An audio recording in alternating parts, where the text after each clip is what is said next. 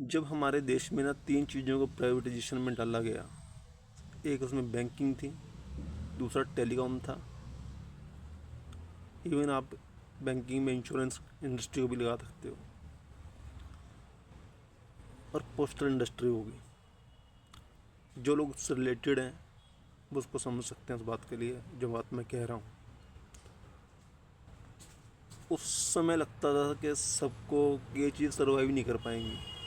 सबसे tough time जो देखा वो इंश्योरेंस इंडस्ट्री ने देखा है, क्योंकि लोग इंश्योरेंस के लिए सरकारी दायरों की तरफ ज़्यादा आकर्षित होते थे, और होना भी लाजमी था, क्योंकि हम भविष्य की निधि ऐसे लोगों के हाथ में दे रहे हैं, क्या वो उनका भविष्य है वहाँ पर। क्योंकि LIC एक ऐसी संस्था थी और है जो आज भी हमारी सेवा कर रही है। कहता नहीं है कि मेरे को वहाँ से कुछ रेवेन्यू जनरेट होगा, मैं उसके बारे में बात कर रहा हूँ। हाँ, जहाँ सुख शांति की बात आएगी वहाँ पे LIC को हम कभी डिनाई नहीं कर सकते। और प्राइवेट सेक्टर में जब हम इंश्योरेंस की बात करते थे या करते हैं, हम पता कहते हैं जितना आपने बाद में देना पहले दे दो ना।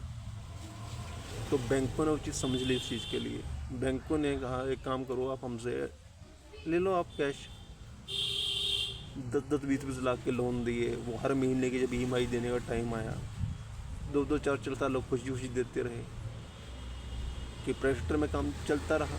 पर जैसे जैसे उम्र बढ़ती चली गई, रोज़गार उनका कम होना शुरू हो गया, तो किस्तें टूटनी शुरू हो गई। तो वहाँ पे जाके उनके पीस ऑफ माइंड के अंदर थे वो खुशी जो थी EMI की, तो जानी शुरू हो गई।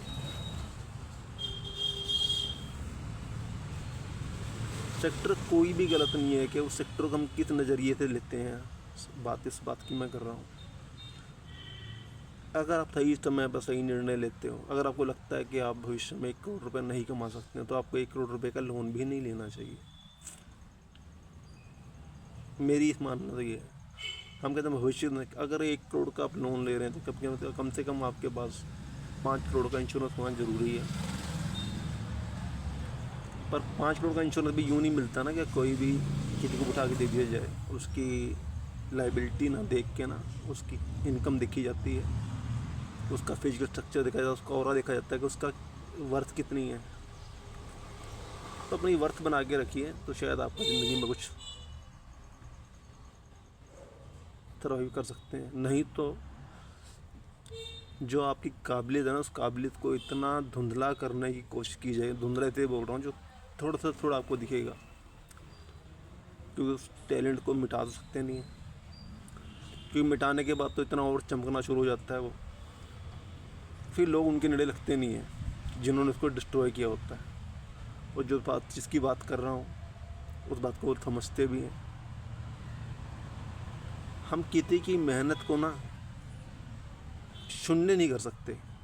हर एक इंसान किसी न किसी चीज़ में मेहनत करता है। सबसे बड़ी मेहनत आपकी ईमानदारी में है। ईमानदारी बहुत बड़ी चीज़ है। आप सच बोलकर हमेशा बचे रहोगे, और सच की रक्षा के लिए तो हर धर्म में लिखा भगवान आते ही हैं। उन्होंने कभी भी अपना वचन तोड़ा नहीं है, और भविष्य में भी नहीं तोड़ेंगे। पर आपका सच वो होना चाहिए जो सिर्फ सच आपके लिए ना हो, वो सबके लिए वो सच्चे के बराबर होना चाहिए। निष्ठा बना के रखिए अपने काम में, अपने व्यवहार में, और सबसे ज़्यादा निष्ठा अपने व्यवहार में बना के रखिए। अगर आपका व्यवहार मजबूत है, आपका परिवार बिखरा भी है, तब भी आप उस चीज़ को संभाल सकते हैं, बचा के रखेंगे। जय हिंद, जय भारत।